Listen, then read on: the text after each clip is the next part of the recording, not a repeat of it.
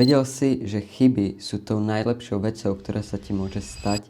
Ak nie, tak počúvaj. Väčšina ľudí sa bojí robiť chyby. Boja sa, že ich niekto odsúdi alebo že to nebude dosť dobré. Ale hádaj čo?